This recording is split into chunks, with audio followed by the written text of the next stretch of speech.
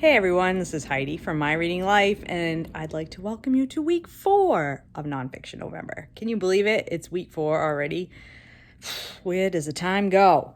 So I thought I should start the weekly vlog by going over what I'm currently reading. So I am currently reading Braiding Sweetgrass by Robin Wall Kimmerer. This collection is so gorgeous. And I wanted to sit here on my couch with this basket right here in the background, because that is a Sweetgrass basket made by a Passamaquoddy member of the Passamaquoddy tribe and given to me as a gift when I left my last job. It's an acorn basket, and you can see that the top, let me grab it so you can see it a little better. The top is all braided sweetgrass with the little loop at the top for the handle. And then the bottom part, the acorn, the bottom part of the acorn is white ash, which is what a lot of Passamaquoddy basket weaving utilizes, is the white ash for this part of the basket. And you can smell the sweetgrass. It's so gorgeous. I mean, this is one of my prized possessions. So I just thought it would be nice to have that up there in the background as we talked about this essay collection, which is just gorgeous. This is her reflections on science and the intersections of science and her Indigenous heritage and family life, being a mom, all kinds of things like that. It just is beautiful. Buddy reading this with Doris, and we both are just loving it. I just read part 2 this morning, and I will tell you that I cried at least twice, which is not something that normally happens to me with nonfiction books. But she just writes so poignantly and beautifully about family relationships, about relationships between women, about her connection with the earth and with science. And I just relate so strongly to everything she's talking about. Gorgeous book. Okay, I am continuing on with The Essential Feminist Reader. I am about 3/4 of the way through this. Definitely on track to finish this by the end of this 3rd week of Nonfiction November. I'm trying to not let that door handle be in the background of the frame, but it's hard. And then the only other book that I'm currently reading, can you believe I'm down to only 3 books currently reading? No, I can't either, is Afropean by Johnny Pitts, which is a book about the Black European experience with racism, and he is traveling around Europe to different cities throughout Europe and exploring what it means to be a Black person in Europe. And I am buddy reading that with Britta. I just started it last night, and I am only in the first section, but so far I'm really enjoying it, and the tone is very different from a lot of the books about race that I've been reading recently. So I think it's going to be a really interesting comparison between some of the stuff that I've been reading with that. And then there are 2 books left on my TBR that I have not yet gotten to. The first one is Bill Bryson's In a Sunburned Country. I am hoping to start this one, if not today, maybe tomorrow. And then I still have Broadsides from the Other Orders, A Book of Bugs by Sue Hubble left, and I'm not sure. We'll have to see if I get to that one or not. But I do think that I will definitely finish the 3 books that I'm currently reading this week. I'm hopeful. Although Braiding Sweetgrass, I don't want to rush. So if I don't get all the way through that, then that will be fine. But I think by the end of the month, I probably will. And then maybe mixing this one in as well, because I think this one would be a little bit more of a light read and something to read, when I need to sort of relax my brain. So that's where we're at as we get started with this last week of November, and I'm excited to continue on with my nonfiction reading.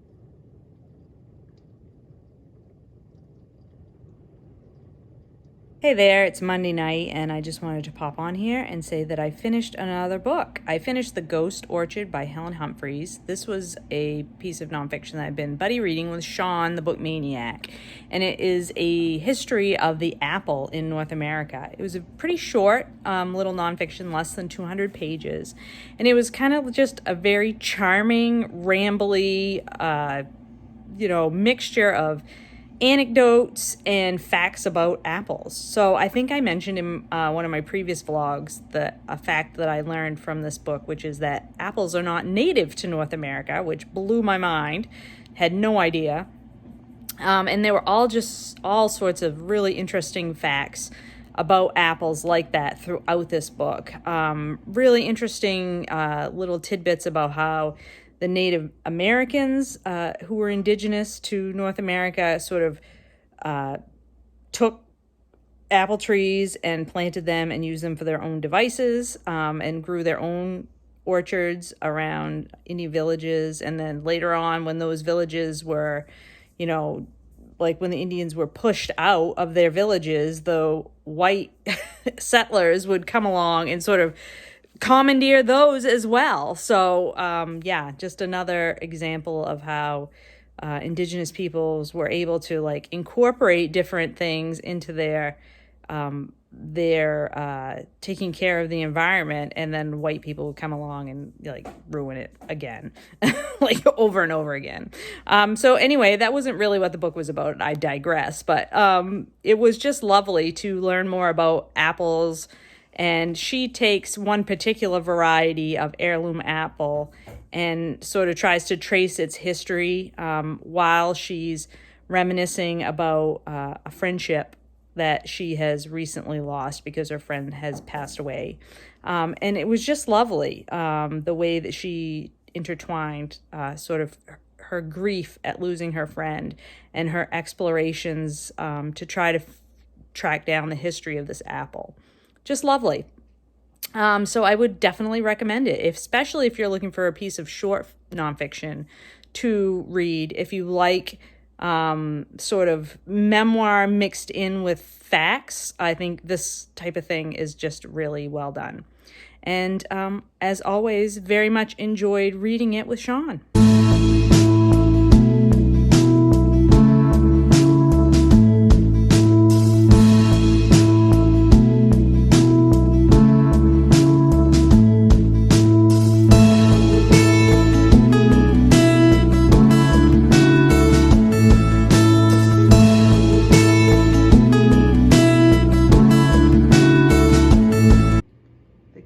Is not cute all the time.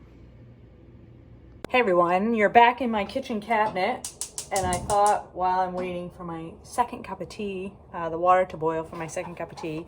By the way, I will be drinking a cup of chocolate mint here for my cup number 2 of the morning. It's Wednesday morning, the day before Thanksgiving. I am working, but it's break time, and I'm making a cup of tea. And I wanted to get back on here and talk to you about Stolen Harvest by Vandana Shiva, which I finished last week and forgot to wrap up. So this is a nonfiction book that I was buddy reading with Joe Smith, and it was really excellent. It's an older book. I think it was first published around 2000 and was recently reprinted like in 2016 by an American publishing company. Vandana Shiva is a activist, scientist in the realm of genetically modified organisms and agriculture. And she wrote this book, Stolen Harvest, all about how the big corporate companies like Monsanto and some of the other ones, which I can't think of off the top of my head, are really changing how food is grown in the world. So they have developed these seeds that correlate with the chemicals that they are selling. So they've packaged everything together in this bundle of, you buy these seeds, like for instance, they have Roundup Ready soybeans. Like that was a big one that we talked about in the book, where the seed itself has been genetically modified to be resistant to the chemical Roundup, which is a herbicide, right? And so therefore the farmer who converts his crop to this Roundup Ready seed they can freely spray Roundup all over their crop to kill all the other plants that grow in the field. But they have to buy Roundup, and they have to buy the seed, and they have to buy other chemicals to go along with it. And then, of course, all the beneficial plants and bugs and everything else don't grow in those monocultures. And I think it's pretty well known at this point how bad monocultures are in terms of diversity, in terms of if a disease breaks out within a crop, It's bad for biodiversity. It's bad for basically growing enough food for people, and all of that. So she really goes into the details of how these genetically modified seeds and genetically modified plants have changed how agriculture is done. And not only is it changing how agriculture is done, it's really changing and hurting the very smallest farmers in the world, who tend to be people who live in the less developed countries. So, of course, the World Trade Organization, which manages a lot of these types of things internationally, is very much focused on profit. And so, since most of the companies the companies that are in play here, like Monsanto, originate in the developed countries, the rules of the World Trade Organization benefit the most developed countries while hurting the least developed countries. No surprise, right? Like, we understand what's going on here. So I thought the book was really awesome. It not only talked about sort of the technology behind how industrial agriculture is moving based on how these big companies want it to move, but also how these small, the smallest of the small scale farmers in places like India and other less developed nations are being hurt by these practices. And because they don't have any political power in the world, they have very little ways to fight back against what these big companies are doing. And it's super sad. There was many examples in the book of how, the smallest scale food production in India, where the food is grown and then processed right within the community, and individuals, these extremely poor people who don't have money, get their grain milled, like enough for today. They get enough grain milled for that one day, and then they can bake bread. And because of the rules that have been set up by international companies, those processing methods have been ruled illegal for health reasons. So it just puts people more at risk of starvation, even though, like, the whole conceit behind these genetically modified organisms is that it's going to allow us to grow so much more food for people. But if you don't have any money to buy that food after it's been grown, it's not available to you. So it was really, it will make you angry, but it's also extremely important that we all understand how food is being produced and what processes are leading to our current industrialized agricultural system, and how this is not great for the smallest scale farmers, and also not great for biodiversity just in general. And if you're concerned with things like species decline and disease outbreaks and all these kinds of things, then you have to be concerned with biodiversity. So I think I've found out since we read this book that Vandana Shiva is, world renowned for this kind of work. She's done multiple kinds of documentaries.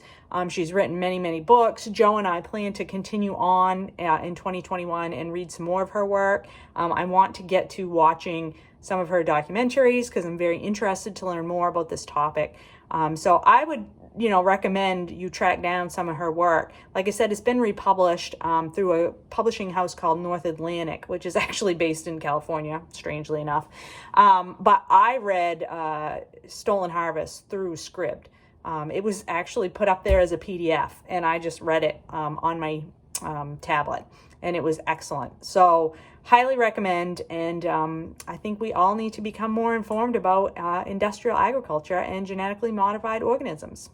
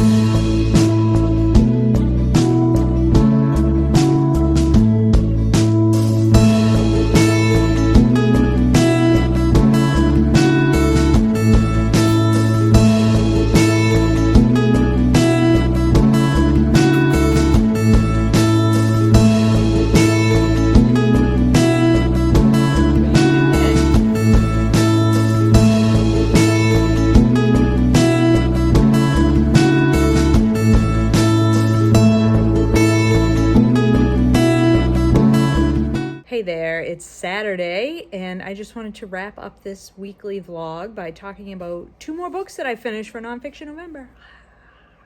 Yay! So I finished The Essential Feminist Reader edited by Estelle Freeman, and I'm gonna put it over here. I really think that this was excellent and a really good tool for discovery. If you are interested in feminist theory, if you're interested in the history of feminism as a movement, this book, because it's excerpts of writing from people who have been involved in feminist activism since the 1400s. So I basically use this book as a tool to find a bunch of new authors that I want to read more on. I want to take, some of these excerpts, I want to read the entire works. I want to delve more deeply into certain theories and certain pathways. So I think this is an excellent tool for discovery if you're like me, haven't read a whole lot of feminist writing. So this was awesome. And thank you again, Britta, for gifting me this book for my birthday. This was awesome, and I'm super glad that I read it for NonFiction November. Then I've just now finished Braiding Sweetgrass by Robin Wall Kimmerer. This is a book that also works for Indigathon, as Robin Wall Kimmerer is a Indigenous person herself, and this is her thoughts and ruminations on plants, plant life, how Indigenous teachings can educate us Westerners on how to better take care of the earth.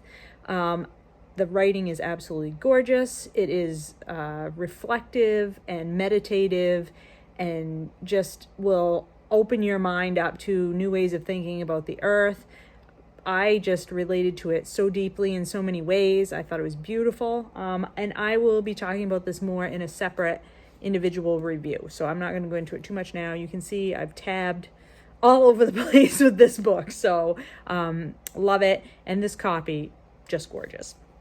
So that's the end of my reading for this week. I hope that you have all found some great nonfiction books to read as well in the month of November. I will be filming, like I said, I'll be filming a separate video all about Braiding Sweetgrass for the Indie Press Project.